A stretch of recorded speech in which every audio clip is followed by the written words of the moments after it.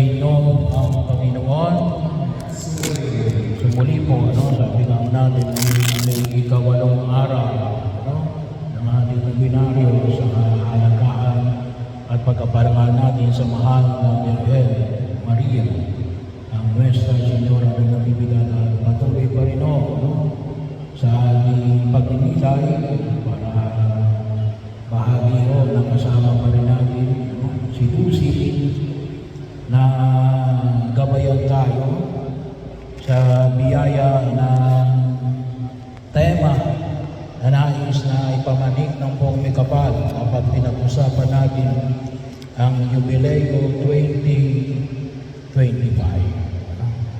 Bahagi ang ipinamamanig sa atin na ito ay yung Ebanghelyo natin na yun ay tungkol sa suliranin ng araw ng pamamahinga. Kuminsan hindi tayo masyadong makarelate kasi sabi mo hindi natin kasi alam yung tindi na pagkaunawa ng mga Hudyo. Kapag sinabi natin Hudyo, kapag sinabi mong araw ng pamamahinga, very strict ko sila. Nabanggit ko sa inyo noon na yung kanilang mga hotel ay naka-centralize, na bago dumating ang araw ng Biyernes pa lang, kasi ang araw nila ng pamamahinga ay Sabado. So, kaya hindi mo natin kinuha yung ating anticipated mass, kaya pagkatapos ng misa ngayon ay may anticipated mass tayo sa Sulim, kasi yun pasapit ng paglubog ng araw ng Bispiras, ay kinoconsider na yun bahagi ng araw ng pamamahinga. So sa atin kasi ang araw ng pamamahinga natin ay Linggo. So kaya mayroon na tayong tinatawag na anticipated mass. Yun ay bahagi ng kultura na minana natin sa mga Hudyo. Pero kapag pinag-usapan natin yung araw ng pamamahinga, matindi yun para sa mga Hudyo. Kasi nga sabi mo sa kanila, talagang walang trabaho. Alam mo yun ang mga OFWs natin na ang kanilang amo ay mga Israelita. Pero bahagi yun, sabi ko nga sa inyo, pagpindot lamang, bawal pumindot na elevator, bawal ang pumindot ng ilaw. Kaya yung kanilang mga hotel doon, tinakailangan bago mag-Biyernes ng hapon, siniset na, ito oras magbubukas ng ilaw, ito ang oras na magsasarado ng ilaw, ganito ang sisimula yung aircon. Pero bahagi yun, kasi hindi mo natin maintindihan, kasi gano'n ka-stricto sila sa pagtugon ng araw ng pamamahinga. Sa atin, akala natin small issue. Kasi kapag araw ng Linggo, kapag araw ng pamamahinga, tayo nagtatrabaho pa. Hindi yung gano'n sa mga Hudyo. Pero nais na ipaalala ni Jesus natin, ano yung araw ng pamamahinga? Una, ito'y pagkapaalala ng paglikha. Bahagi yun. Kaya nga pinaalala rin sa atin, itong September, puntusin simula ng September 1, pero dinais po ng ating obispo na bukas, ipagdiriwang natin yung pandaigdigang araw ng paglikha.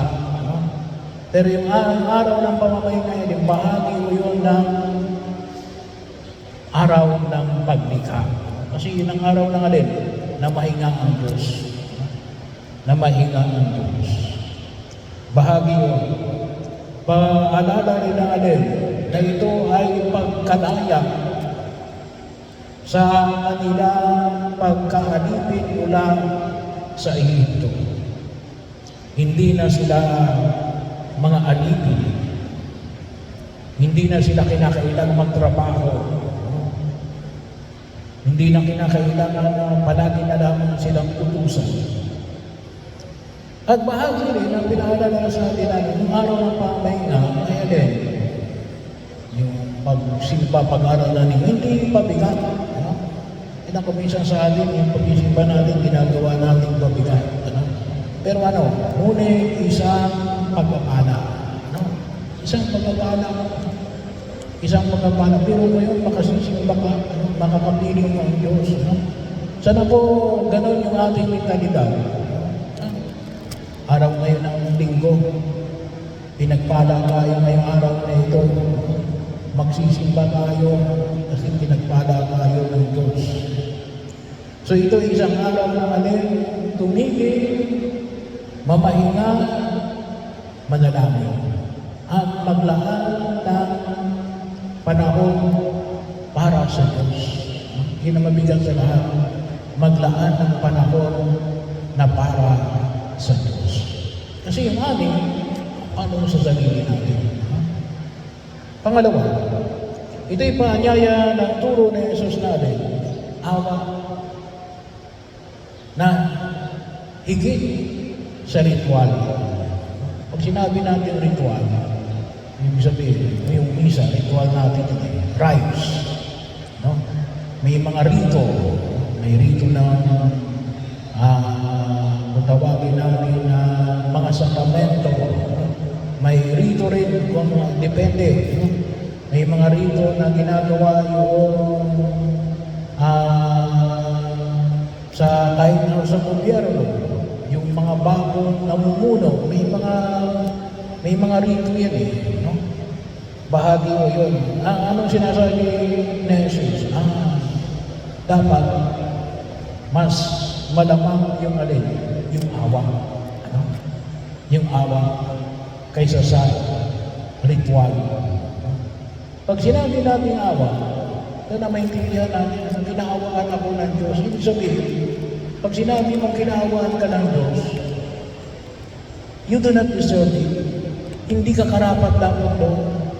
Kaya nga tawag natin yung awa eh. Hindi yung naawa sa akin ng Diyos kasi nasipag ako. Ay, hindi awa yun. No? Pag sinabi mong inaawaan ka ng Diyos, inaawaan ka ng Diyos. Masipag ka man o hindi. No?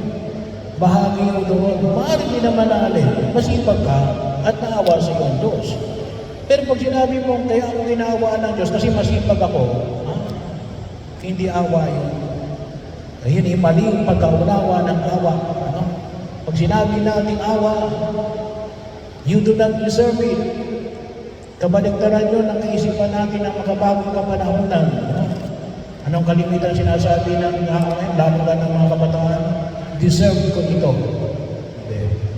Pag sinabi natin awa ng Diyos, we do not deserve it. Bahagi ko yun. At sana yun ang makikinig natin na mapahalaga natin yung alin. Kinaawaan tayo ng Diyos. Sabagat yun ang kanyang awa. Ganon kabait ang Diyos. Bahagi yun.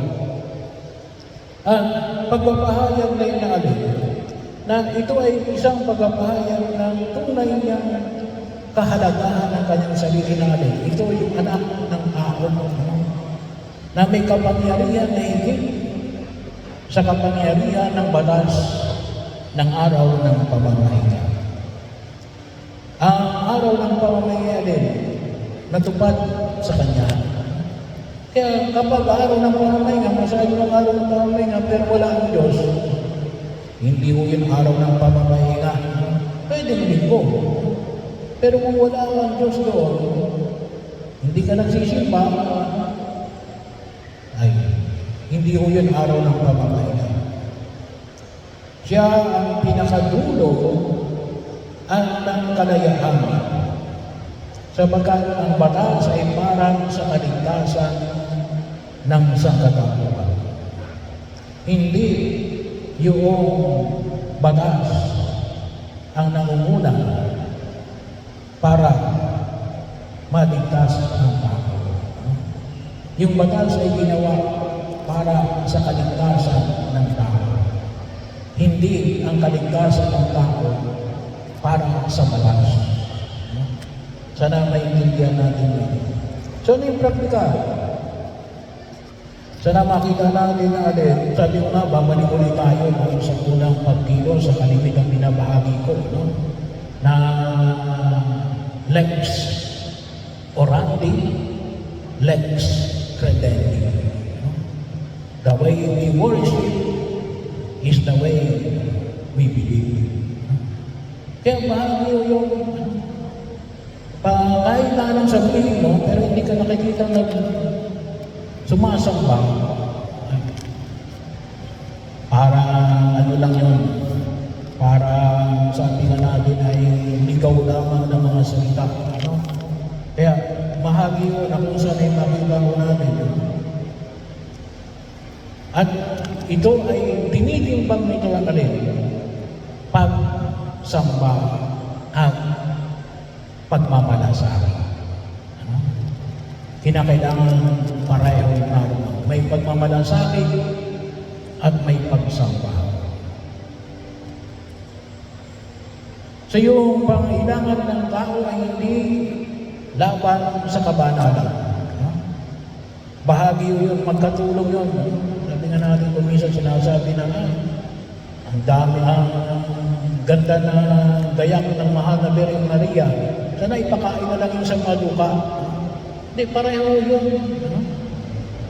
Pareho yun. Kinakailangan din natin na alin. Mayroon din tayong pagkilos na makita natin na alin. Tinutulungan din natin ang mga duka at pinararangalan din natin ang mga banal at ang Diyos. Si Jesus mismo ang ating kapahingahan. Kaya masabi niya, ni Jesus na dumami kayo sa akin, kayo nabibigatan, at kayo aking pahihinahin. So, sa pang-araw-araw natin ng buhay, na makita natin lalo-lalo na saan? Ayun, banal na Eucharistia. Sabi ko nga, napakayaman ng ating pagdiriwang kasi nakakatagpo natin ng Diyos. Panahon ng ating pamilya at komunidad. Panahon para magpahayag tayo ng awa at paglilingkod. Ang pagpapahalaga sa araw ng pamamahinga, hindi lamang iwasan ang kasalanan. Kasama yun. Pero sana makita natin na agad, nandun ba ang Diyos? Kasama ba natin ang Diyos? Sabi ko nga, babalik ulit tayo kay Maria. Dala-dala niya ang Diyos. Pero hindi lang ako sa loob ng siyang nakuha, dala-dala ni Maria si Jesus. Bahagi yun na saan alin, dala palagi ni Maria si Jesus. Kaya nung sabi niya, ito ay kanyang taimtim na pinagnilay-nilayan, pinagbulay-bulayan sa kanyang puso. Kaya sana rin po, maging bahagi ng pagkilos natin, lalong-lalo na ngayong panahon na Jubilee, lalong-lalo na sa usapin ng alin, lumalim tayo sa pagkaunawa ng awa ng Diyos. So, pagkakataon na kung saan ay may pamanig natin, yung kanyang kagandahang loob, yung kanyang walang hanggang pagkilos upang higit nating pakinabangan ang kanyang pagpapala. Kaya sana rin mo, ang aking din panalangin. Sabi ko nga, yung ating debosyon sa Divine Mercy, dakilang awa ng Diyos. Kaya siguro po pagkatapos itong homilia, tapos itong siyam na araw ng ating kasi ngayon, itong siyam na araw, pinapatugtog natin ng alas 3 para sana ay alin, para may handa yung luminaryo para alas 4 narito na makapagsimula na and then yung misa. Pero kahit na matapos yung piyesta natin, ay ako'y magkukompose ng melody na para sa 3 o'clock pagkapala, tuwing biyernes na naman. Na makita natin ay hindi kaya natin yung awa ng Diyos. Pag sinabi natin awa ng Diyos, At lalong-lalo na ngayong panahon ng jubileo na ipinamamanik sa atin na higit nating pakinabangan. Sapagkat napakalaki yung biro ko yung kasama na rin yung remissions of sin na pinatawad na sa sakramento ng kumpisal. Biro mo yun, aalisin lahat ng iyong kaparusahan, gawa ng mga kasalanan mo. Kasi bawat kasalanan natin, humingi tayo ng tawad sa Diyos, nag-umpisa tayo, patawarin tayo ng Diyos.